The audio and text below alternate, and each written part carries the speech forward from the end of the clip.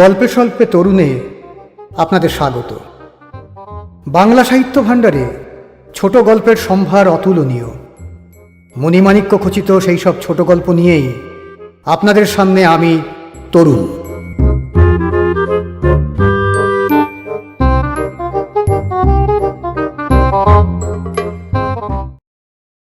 আজকের গল্প বাঘ, রচনা প্রফুল্ল রায়। चल ग सखे नमनाला, नमनाला हा रंग भरला। কোথায় চান্দা জেলা আর কোথায় এই রত্নগিরি? রত্নগিরি বললে সঠিক বলা হয় না, বলা উচিত ননপুরা। ননপুরা কার্পাস চাষিদের দরিদ্র একখানা গ্রাম। ভূগোলের হইচই থেকে অনেক অনেক দূরে রত্নগিরি জেলার শেষ প্রান্তে মানুষের এই বসতিটা প্রায় আত্মগোপন করে আছে। হঠাৎ দেখলে মনে হয় এখানকার বাসিন্দারা অজ্ঞাতবাস করতেই ভালোবাসে। অন্য সব বছরের মতো এবারও ননপুরায় এলো ঘুনুরাম। চান্দা জেলা থেকে বেরিয়ে প্রথমে লাইট মারহাট্টা রেলে কিছুটা পথ এসেছে সে। তারপর শুরু হয়েছে হাঁটা। উত্তরায়ণের সূর্য মাথায় নিয়ে অবিশ্রান্ত পথ চলা। হাঁটতে হাঁটতে কোনাকুনি পশ্চিমঘাট পাড়ি দিয়ে অবশেষে এই ননপুরায় পৌঁছানো গেছে। মাসটা মাঘ, অর্থাৎ পঞ্চম ঋতুর শীত এখন মধ্যপ্রহরে। নিয়ম অনুযায়ী সমারোহ করে হিম এবং কুয়াশা নামার কথা। উত্তরে বাতাসের সওয়ার হয়ে একটা উদ্দাম খ্যাপামির দিকবিদিকে দাপাদাপি করে বেড়ানোও উচিত ছিল।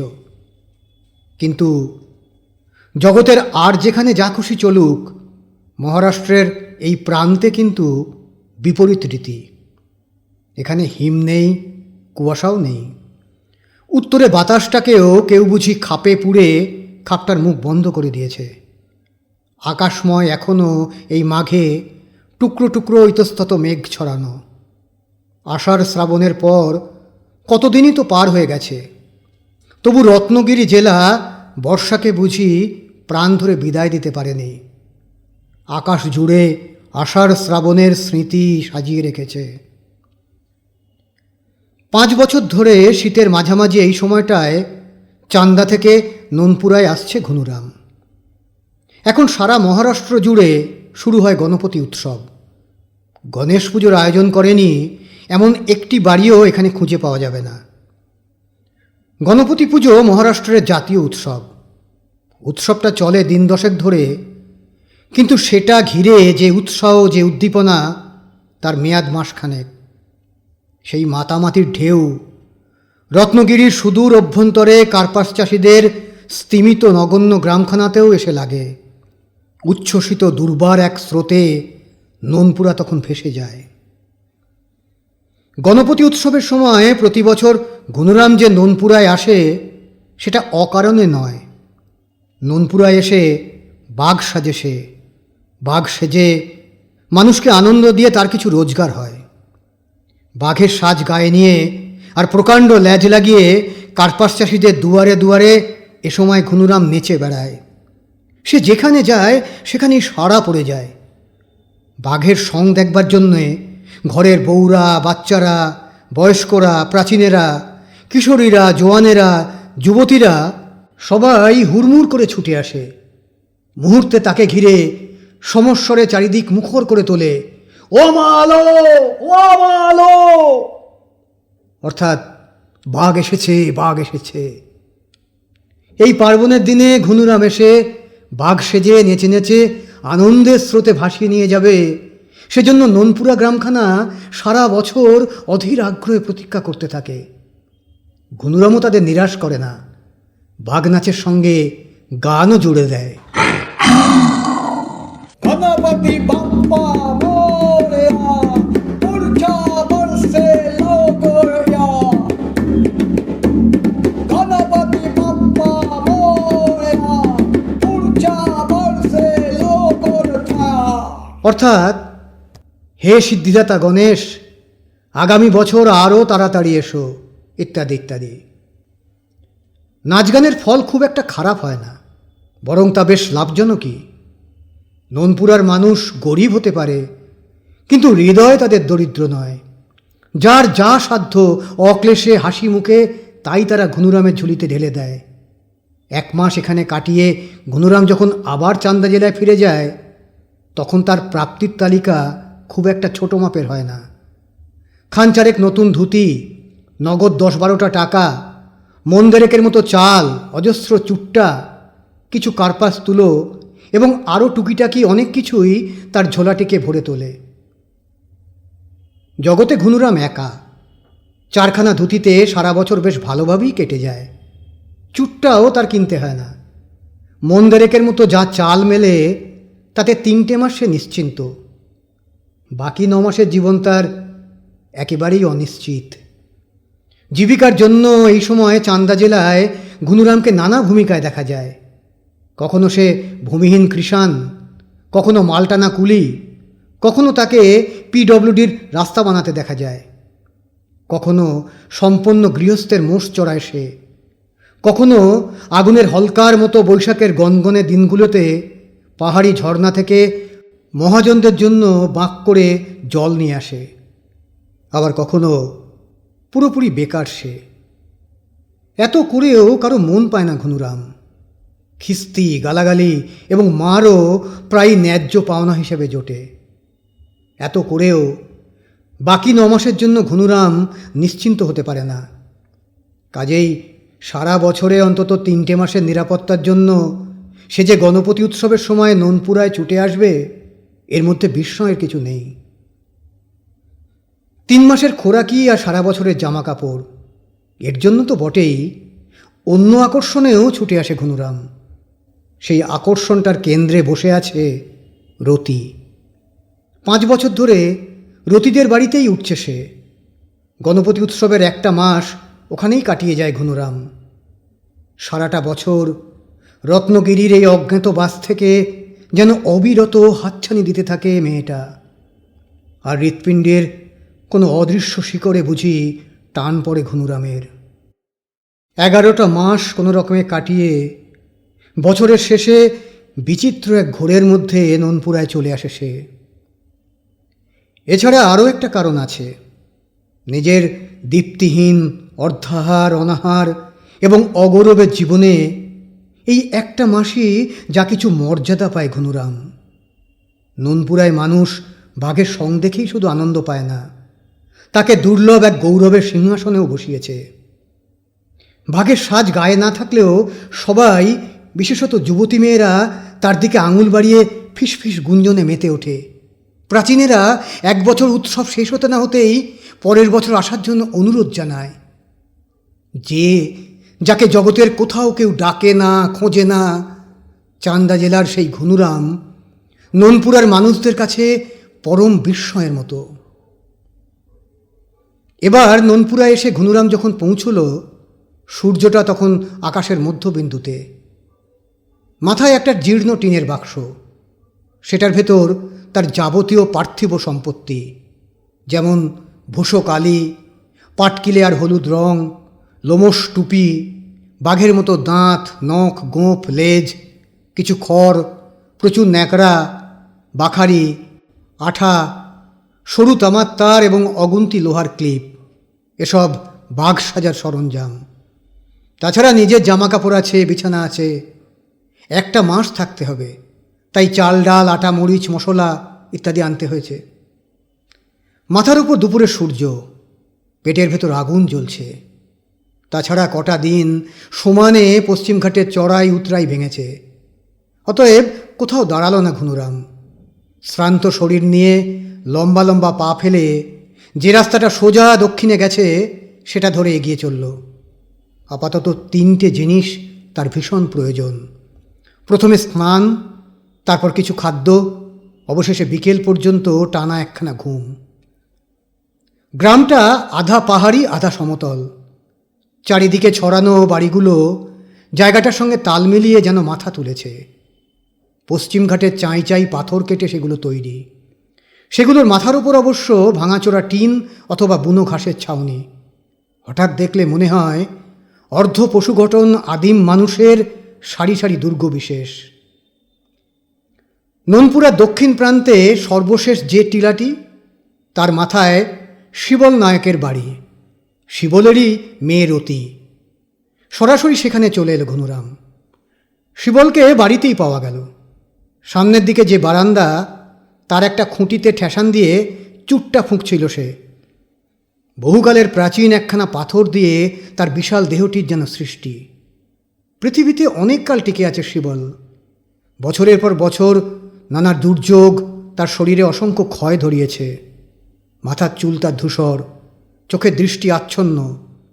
শরীরময় এত যে ধ্বংস, তবু মনে হয় এই লোকটির ভেতর কোথায় যেন একটা অটুট কাঠিন্য রয়েছে।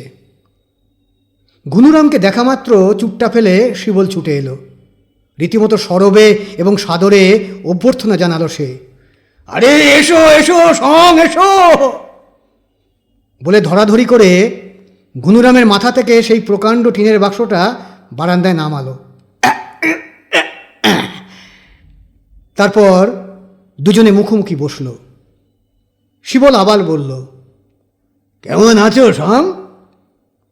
বাঘের সং সাজে ঘুনুরাম। সেই কারণে এ গ্রামের সবাই তাকে সং বলে ডাকে। এই সং সম্ভাষণটা লঘু অথবা ব্যঙ্গার্থে নয়, রীতিমতো গৌরবার্থেই। ঘুনুরাম উত্তর দিল, ভালোই আছি, তোমরা কেমন আছো? তোমরা বলতে শিবল আর রতি। শিবলের সংসারে ওই একটা মেয়ে ছাড়া আর কেউ নেই। না একটা ছেলে, না আর একটা মেয়ে। বউটাও 10-12 বছর আগে 3 দিনের জ্বরে মারা গেছে। শিবল বলল, একরকম কেটে যাচ্ছে আমাদের, তাই এবার কিন্তু আসতে বেশ দেরি করে ফেলেছ সং। পুজোর এখনও 2 দিন দেরি। তবে গ্রামের ভিতর দিয়ে আস্তে আস্তে নিজের চোখেই ঘুনুরাম দেখেছে ইতিমধ্যে উৎসবের কিছু ঘোর লেগে গেছে। শিবল তার সত্যিকারের হিতাকাঙ্ক্ষী। শিবলের ইচ্ছা উৎসবের মাতামাতি আরম্ভ হবার আগেই ঘুনুরাম ননপুরায় আসুক এবং যত বেশি পরিমাণে পারে এখানকার বাসিন্দাদের কাছ থেকে পার্বণী আদায় করে নিক। মাতামাতি যতদিন চলবে ততদিনই মানুষের মন থাকবে দরাজ আর বেহিসেবি। 1 পয়সার জায়গায় 3 পয়সা ঢেলে দিতে তখন তাদের হাত কাঁপবে না। কিন্তু উচ্ছ্বাসে ভাটা পড়লেই বিপদ। দরিদ্র কার্পাস চাষিরা তখন হাত গুটিয়ে নেবে। 2 পয়সা গেজে থেকে বার করতে 5 বার ভাববে, 10 বার করবে হিসেব। সামনের দিকে 1 পা এগিয়ে পিছু হটবে 10 কদম। মোট কথা, লোহা গরম থাকতে থাকতে সেটা পিটিয়ে কাজ গুছিয়ে নাও। শিবলের হিসেব সোজা। তার মতে সুযোগের সদ্ব্যবহার একেবারে প্রথম থেকেই করা দরকার। ঘুনুরাম বলল, হ্যাঁ, একটু দেরি হয়ে গেল। শিবলের সঙ্গে কথা বলছে বটে ঘুনুরাম, কিন্তু তা যেন খানিকটা দূর মনস্কের মতো। নিজের অজ্ঞাতসারে তার চোখ দুটি চারিদিকে চনমন করে ঘুরে বেড়াচ্ছে। সামনের তক্তকে উঠোনে, দূরে কুয়োরের পাড়ে, পিপুল গাছের তলায়, একচালা রান্নাঘরটায় কিংবা বারান্দার সংলগ্ন পাশাপাশি 2 শোবার ঘরে কোথাও রতিকে আবিষ্কার করা গেল না। অন্য বছর ঘুনুরাম বাড়িতে ঢুকতে না ঢুকতেই মেয়েটা ছুটে আসে। অপরিসীম উচ্ছ্বাস, প্রশ্নের পর প্রশ্ন করে আর অনর্গল অজস্র কথা বলে বলে ঘুনুরামের চারপাশে দুরন্ত ঢল নামিয়ে দেয় সে। আর সেই ঢলে একেবারে ভেসে যায় ঘুনুরাম। অতর্কিতে ঘুনুরামের ভাবনার উপর দিয়ে একটা সম্ভাবনা ছেয়ে ফেলল। 1 বছর পর পর সে ননপুরায় আসে। এর মধ্যে রতির বিয়ে হয়ে যায়নি তো? শিবলের চোখের দিকে তাকিয়ে কিছু একটা বলতে যাচ্ছিল সে। তার আগেই শিবল বলে উঠল, চান করবে তো? ঘুনুরাম বলল, করব বই কি, 4 দিন সমানে হেঁটে আসছি, রাতে ঘুম নেই, গা হাত পা জ্বালা করছে, চান না করতে পারলে মরে যাব। শিবল আর কিছু বলল না। ঘর থেকে তেল আর গামছা বার করে ঘুনুরামের সামনে রাখল। কুয়োর জলে শরীরের জ্বালা এবং শ্রান্তি অনেকখানি জুড়িয়ে ঘুনুরাম আবার যখন ফিরে এলো, তখন দেখা গেল বারান্দায় সেই বাক্সটা নেই। শিবল সেটা ঘরে নিয়ে রেখেছে। শিবলের বাড়িতে মোট দুখানি ঘর। প্রতি বছর গণপতি উৎসবের সময়টা শিবল আর রতি এক ঘরে থাকে, দ্বিতীয় ঘরখানা ছেড়ে দেয় ঘুনুরামকে। ভেজা কাপড় ছেড়ে বাক্স খুলে শুকনো ধুতি পরল ঘুনুরাম। আর সেই সময় শিবল বলল, চলো তোমাকে ভাত দিই, এতখানি পথ হেঁটে এসেছ, খেয়ে দে ভালো করে জিরো। কুণ্ঠিত ভঙ্গিতে ঘুনুরাম বলল, কিন্তু একটিমাত্র শব্দ উচ্চারণ করেই সে থামল। কি? চাল ডাল কিছুই দিলাম না? প্রতি বছর এখানে থাকেই শুধু ঘুনুরাম, খোরাকি তার নিজের। অবশ্য রতি তার রান্নার দায়িত্ব নেয়। শিবল বলে উঠল, ও বেলা থেকে চাল ডাল দিও, এখন এসো দেখি। যেতে গিয়েও ইতস্তত করল ঘুনুরাম। আর সেই সময় রতির কথা আবার মনে পড়ল। একটু আগে পারেনি, এবার কিন্তু সে বলেই ফেলল, আচ্ছা তোমার মেয়েকে তো দেখছি না। ওর কথা আর বলো না সং, আজ 5-6টা দিন ধরে ওকে আর বাড়িতে থাকে। ঘরের কাজটুকু কোনো রকমে সেরে উত্তরের টিলায় ছোটে, সারাদিন তো সেখানেই পড়ে আছে। আর মেয়েটাকেই বা কি বলবো, গোটা গ্রাউন্ডটাই ওখানে গিয়ে জড়ো হয়েছে। একটা ব্যাপারে অন্তত আশ্বস্ত হওয়া গেল, রতি ননপুরাতেই আছে এবং তার বিয়ে হয়নি। উৎসুক সুরে ঘুনুরাম জিজ্ঞেস করল, কি ব্যাপার, উত্তরের টিলায় সবাই ছুটছে কেন? শিবল বলল, আরে তোমাকে বলতেই ভুলে গেছি, উত্তরের টিলায় একটা বাঘ এসেছে যে। কথাটা বুঝতে পারল না ঘুনুরাম। বিমূঢ়ের মতো শিবলের দিকে কিছুক্ষণ তাকিয়ে থেকে বলতে পারল, বাঘ? হ্যাঁ হ্যাঁ বাঘ, জ্যান্ত চিতা বাঘ। শিবল বলতে লাগলো, সম্ভা বলে একটা ছোকরা সেই সাতারা জেলা থেকে পেল্লায় এক খাঁচায় পুরে ওটাকে নিয়ে এসেছে। দিন 5-6 সম্ভা আমাদের এখানে এসেছে, তার ভেতরেই সারা গ্রামটাকে মাত করে ফেলেছে। ঘুনুরাম কি বলবে ভেবে পেল না। একটা অজ্ঞাত আশঙ্কায় তার সমস্ত হৃৎপিণ্ড ঝড়ের দোলায় দুলতে লাগলো যেন। শিবল কি ভেবে আবার বলল, সে যাকগে, তুমি এখন খেতে এসো সং। বিচিত্র এক অস্থিরতার মধ্যে শিবলের পিছু পিছু রান্নাঘরে গিয়ে খেতে বসল ঘুনুরাম। খাওয়ার আয়োজন সামান্যই, ভাত, উচ্ছে আর বেগুন দিয়ে ভাজি, খানিকটা হলদে রঙের আমতি এবং আগুনে সেঁকা পাঁপড়। ঘুনুরাম লক্ষ্য করল মাত্র একজনের মতো ভাত তরকারি বেড়ে নিয়েছে শিবল। বলল, এ কি, আমি একাই খাবো নাকি? হ্যাঁ। শিবল মাথা নাড়ল, মেয়েটা না খেয়েই ছুটেছে, ও ফিরে আসুক তখন একসঙ্গে খাবো, ওকে ফেলে এখন খাই কি করে বলো? হঠাৎ একটা ব্যাপারে সচেতন হয়ে উঠল ঘুনুরাম। কুণ্ঠিত মুখে বলল, কিন্তু কি? তোমাদের দুজনের মতো তো রান্না হয়েছে, আমি খেলে? ঘুনুরামের মনোভাব যেন বুঝতে পারল শিবল। হেসে বলল, ভয় নেই, আমরা না খেয়ে থাকবো না। আজকাল দুবেলার রান্না সকালেই রেঁধে রাখছে রতি, তুমি খেলে আর কি হবে, ওবেলা আবার নয় 4টি ফুটিয়ে নেবে। এরপর আর কিছু বলল না ঘুনুরাম। ভাতের থালাটা টেনে নিয়ে অন্য মনস্কের মতো মুখে গ্রাস তুলতে লাগলো। একটু আগেও পেটের ভেতর গনগনে খিদে ছিল, এখন সেটা একেবারে অনুভূতি শূন্য হয়ে গেছে।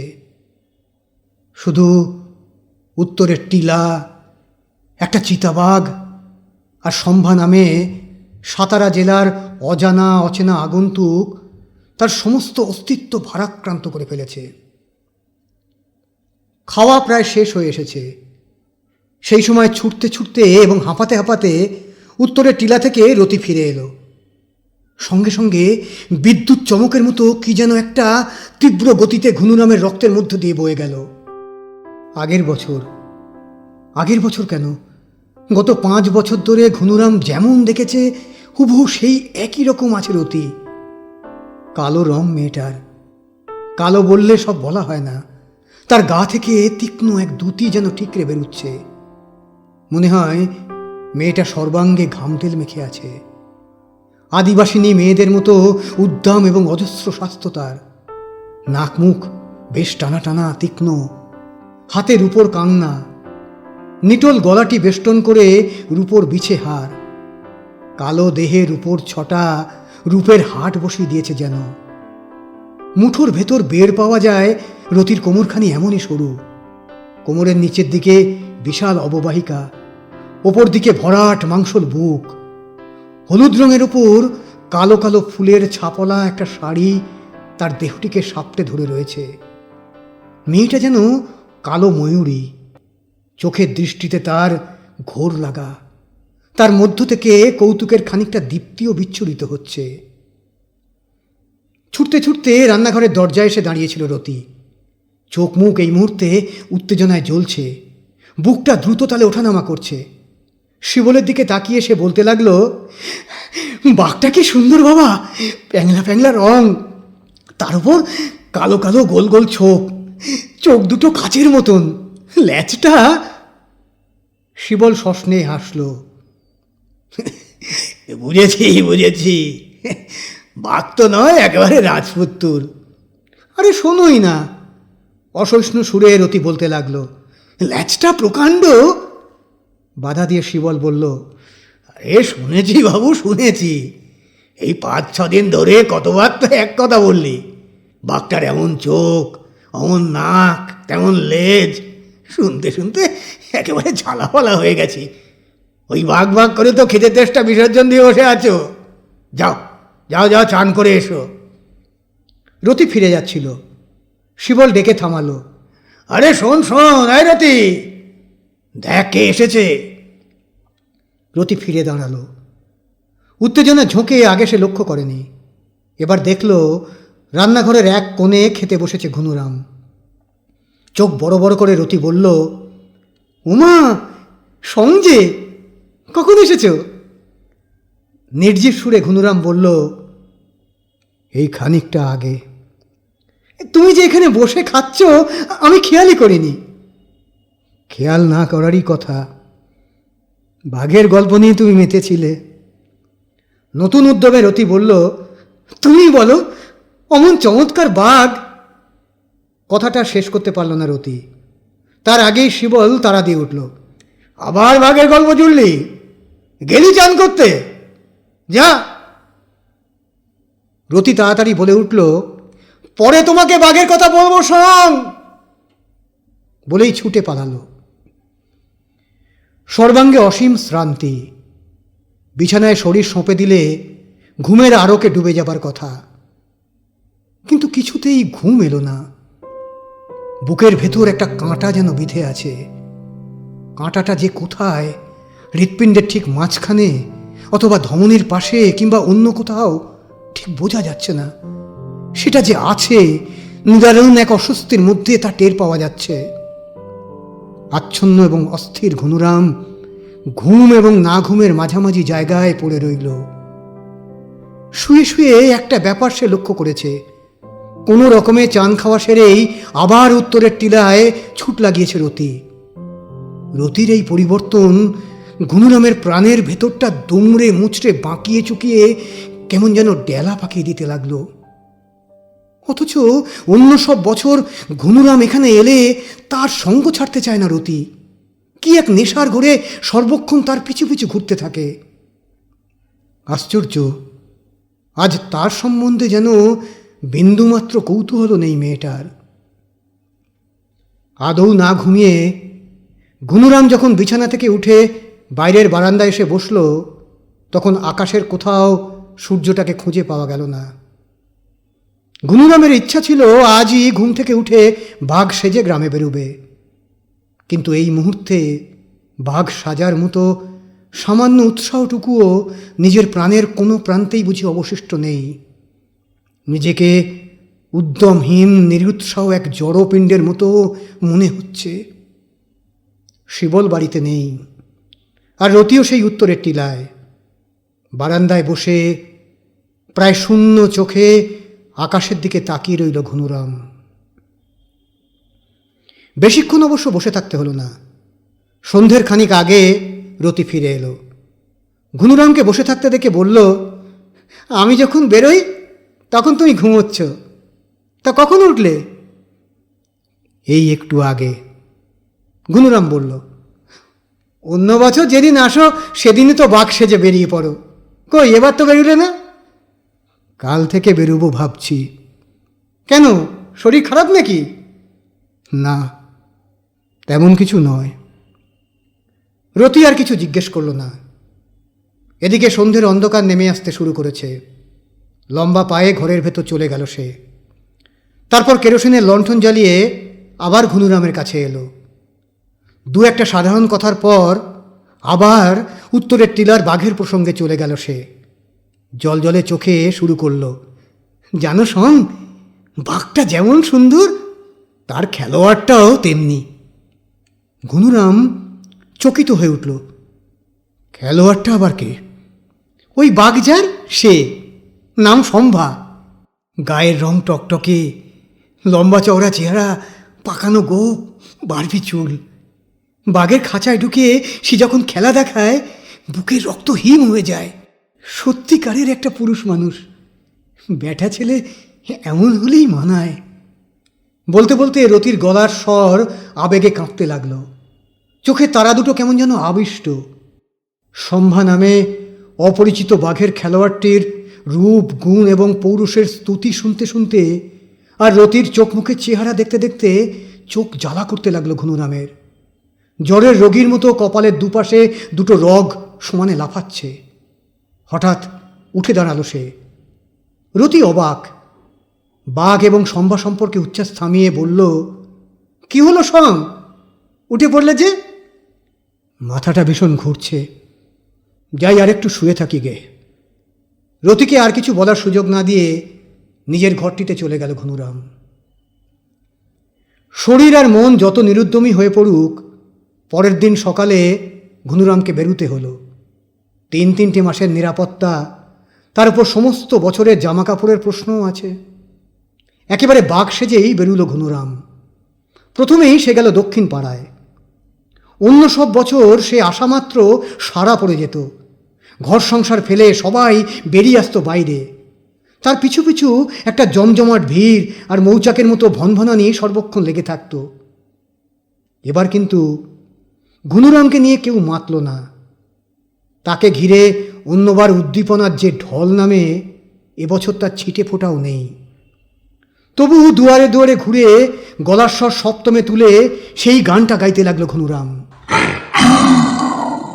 গণপতি বাপ্পা মোরেয়া, পুচ্ছা বরসি লোকরতা। গণপতি বাপ্পা মোরেয়া, পুচ্ছা বরসি লোকরতা। এত জোরে গাওয়ার উদ্দেশ্য নিজের অস্তিত্ব ঘোষণা করা। ঘুনুরামকে দেখে 2-4 জন যে বেরিয়ে না এলো তা নয়, কিন্তু তাদের চোখে মুখে অভ্যর্থনা নেই। অন্তরঙ্গতার তেমন কোনো উত্তাপই অনুভব করতে পারল না ঘুনুরাম। অন্য বছর এ গ্রামের বাসিন্দারা নিজে থেকেই ছুটে আসে। তার সঙ্গে দুটো কথা বলতে পারলে ধন্য হয়, কৃতার্থ বোধ করে। এবার কেউ এলো না দেখে উপযাজকের মতো ঘুনুরামকেই এগিয়ে যেতে হলো। গান থামিয়ে মুখে বিগলিত হাসি ফুটিয়ে বলল, এবার এলাম তোমাদের গায়ে।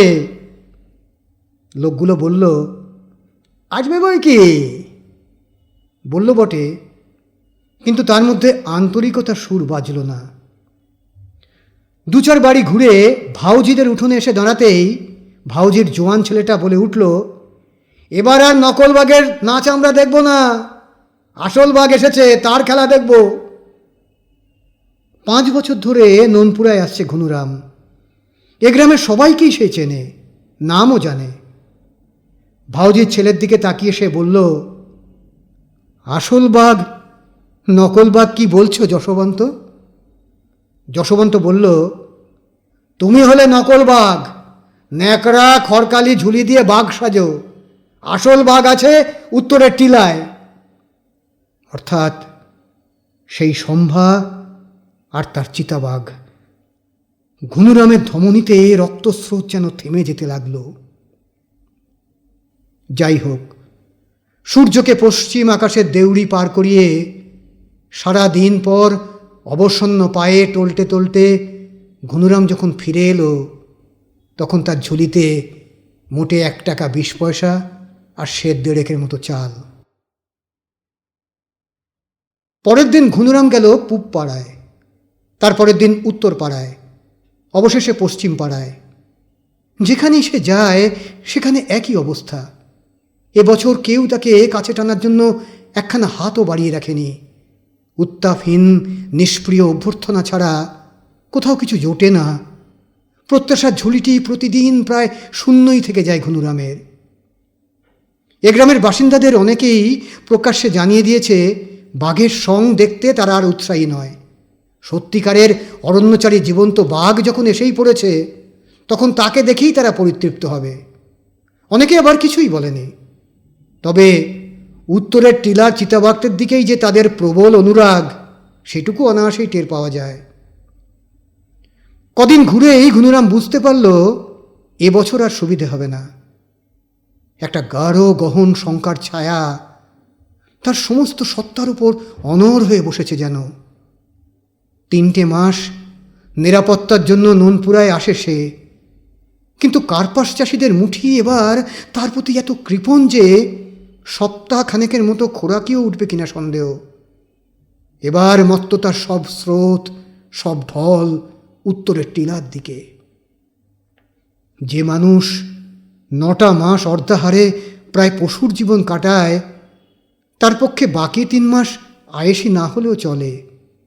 দিন একরকম না একরকম করে কেটে যাবেই, কিন্তু নুনপুরা এসে সে যে মর্যাদা পায় সেটা কোথায় মিলবে? ঘুনুরামের মনে হলো তার ন্যায়সঙ্গত আর চিরন্তন গৌরবে সম্ভা এবং তার বাঘটা অত্যন্ত অন্যায়ভাবে হাত বাড়িয়েছে। উত্তরের টিলার ওই বাঘটা শুধু 3 মাসের নিরাপত্তা আর মর্যাদাই ছিনিয়ে নেয়নি, অন্য দিক থেকেও ঘুনুরামকে একেবারে পঙ্গু করে ফেলেছে। সকাল হলেই নাকে মুখে 4টি গুজে বাঘ সেজে বেরিয়ে পড়ে ঘুনুরাম।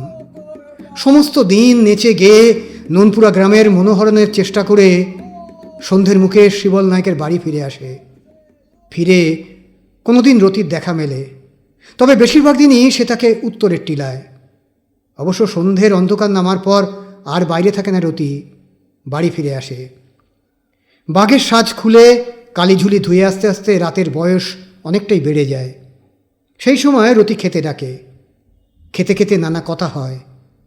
তবে সব নদী সমুদ্রে মেশার মতো সব কথার শেষে বাঘের প্রসঙ্গ আনবেই মেয়েটা। প্রায় রোজই সে জিজ্ঞেস করে, চিতাবাঘটা তুমি দেখে এসেছো সং? খেতে খেতে ভাতের ডেলা গলায় আটকে যায়। বিস্বাদ রুদ্ধ স্বরে ঘুনুরাম জবাব দেয়, না। কি আশ্চর্য, গ্রামের কোনো লোকের বাঘটা দেখতে বাকি নেই। রোজ 2-4 বার করে সবাই গিয়ে দেখে আসছে, আর তুমি শুধু যাচ্ছ না। রতির মুখ চোখ দেখে মনে হয় উত্তরের টিলার বাঘটা দেখতে না যাওয়া রীতিমতো অপরাধ। ঘুনুরাম এবার আর কিছু বলে না। নিঃশব্দে নত চোখে ভাতের থালায় আঁকি বুকি কেটে যায়।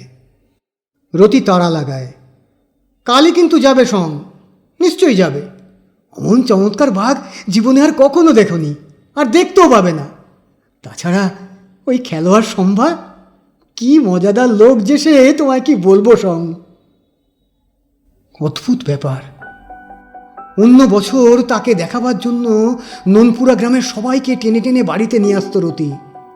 সে কি খেতে ভালোবাসে, কখন ঘুমোয়, কিভাবে বাঘ সাজে ইত্যাদি নানা রূপকথা শুনিয়ে তাক লাগিয়ে দিত। সে জানে এই রতি কালো ময়ূরীর মতো শিবল নায়কের এই মেয়েটা একটু ইশারা পেলে একদিন তার পিছু পিছু চান্দা জেলা পর্যন্ত চলে যেতে পারত। কিন্তু প্রতিদিনের অসংখ্য অপমান, অর্থাহার আর অনিশ্চয়তার জীবনে রতিকে ডেকে নিয়ে যেতে ভরসা হয়নি ঘুনুরামের। তাছাড়া নুনপুরায় এই 1টা মাস বাদ দিলে প্রাণ ধারণের জন্য সর্বক্ষণ তার যে সংগ্রাম, যে অসম্মান, তা ঘুনুরামকে স্বভাব ভীরু করে রেখেছে। রতিকে ডাক দেবার মতো দুঃসাহস নিজের মধ্যে কোনোদিনই সে খুঁজে পায়নি। ঘুনুরাম নিজে যেমনই হোক, যতই তার ভীরুতা থাক, রতি কিন্তু এতকাল তাকে নিয়েই মেতেছিল। তার গৌরবে সর্বক্ষণ উচ্ছল আর উচ্ছ্বসিত হয়ে থাকত সে। আশ্চর্য, সেই রতি আজ উত্তরের টিলার চিতাবাঘ আর সম্ভাকে নিয়ে মেতে উঠেছে। রতি আবার বলে, আমি জানি তুমি নিজে থেকে যাবে না, আমি তোমাকে বাঘ দেখাতে কাল নিয়ে যাব। ঘুনুরাম উত্তর দেয় না, শুধু অসহ্য অক্ষম আক্রোশে তার বুকের ভেতরটা তরঙ্গিত হতে থাকে। না, সম্ভার তার বাঘ সে দেখেনি, দেখার বিন্দুমাত্র স্বাদও নেই।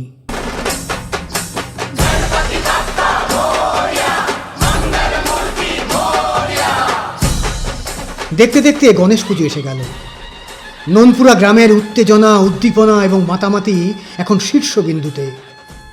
উদ্যমহীন ভগ্নমন ঘুনুরাম শেষবারের মতো আসরে নামল। মানুষ এখন উদ্দাম, হিসেবহীন, বেপরোয়া। এ সময়টা যদি তাদের খুশি করে কিছু আদায় করা যায়। অতএব যতখানি সম্ভব নিখুঁত করে বাঘ সাজল ঘুনুরাম। শরীরের সমস্ত শক্তি দিয়ে নাচল, কুঁদল এবং মন প্রাণ ঢেলে দিয়ে গাইল। কিন্তু এবার ননপুরার মানুষেরা যেন প্রতিজ্ঞাই করে বসেছে তার দিকে ফিরেও তাকাবে না, কঠিন উপেক্ষা দিয়ে শুধু দূরেই সরিয়ে রাখবে। ঘুনুরামের কেমন যেন সংশয় হলো। এতকাল নকল বাঘ সেজে আসল বাঘের মর্যাদা পেয়ে এসেছে সে। ননপুরার মানুষ আসল নকলের পার্থক্য বুঝতে না পেরেই বোধহয় সে সম্মান দিয়েছে। এখন সত্যিকারের বাঘ এসে পড়ায় তফাৎটা ধরা পড়ে গেছে এবং সঙ্গে সঙ্গে গৌরবের সিংহাসন থেকে তারা তাকে একেবারে পথের ধুলোয় ছুঁড়ে দিয়েছে। আরও কটা দিন কেটে গেল।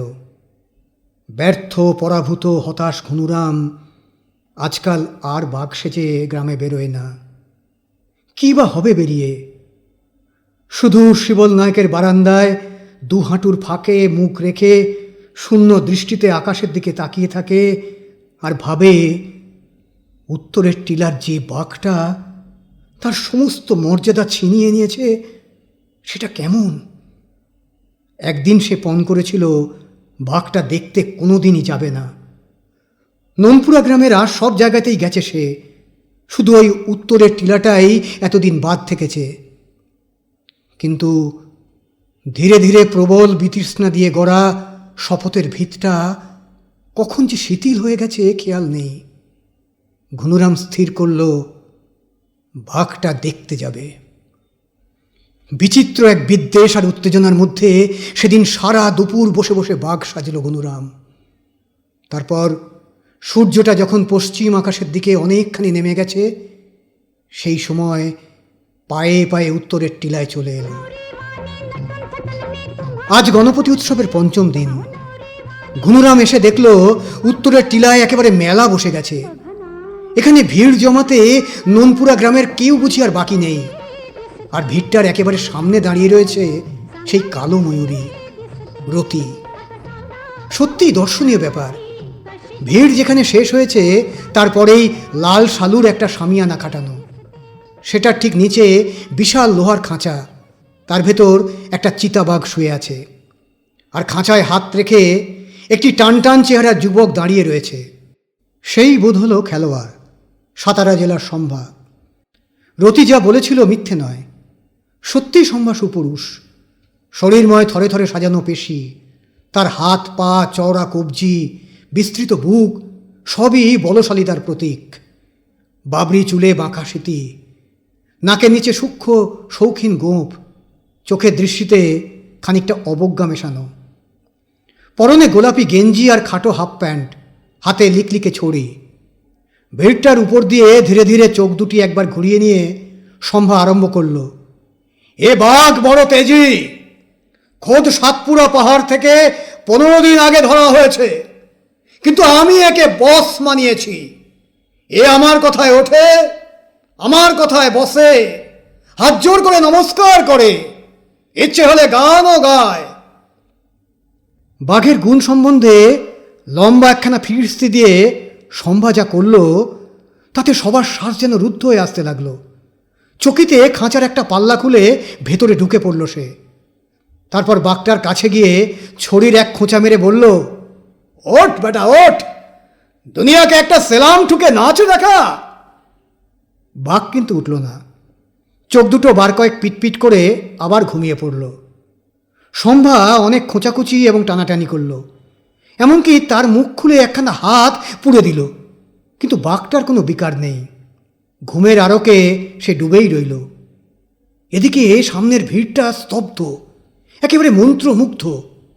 আর রতির তো কথাই নেই, দু চোখে অপার অসীম বিস্ময় নিয়ে একেবারে সম্মোহিত হয়ে গেছে মেয়েটা। সবার পেছনে দাঁড়িয়েছিল ঘুনুরাম। আচ্ছন্নের মতো কখন সে ভিড় ঠেলে সামনে চলে এসেছে খেয়াল নেই। ওদিকে খাঁচার ভেতর থেকে বাইরে বেরিয়ে এসেছে শম্ভা। এসেই সে বলল, না, তোমাদের কাছ থেকে 2-4 পয়সা নজরানা না পেলে ও বেটা কিছুতেই উঠবে না, সেলামও ঠুকবে না, নাচও দেখাবে না। বলার শুধু অপেক্ষা, সঙ্গে সঙ্গে চারপাশ থেকে সিকি আদলি এমনকি টাকার নোটের বৃষ্টি আরম্ভ হলো। তাছাড়া মুখ মাথা ছোট ছোট চালের থলেও পড়তে লাগলো।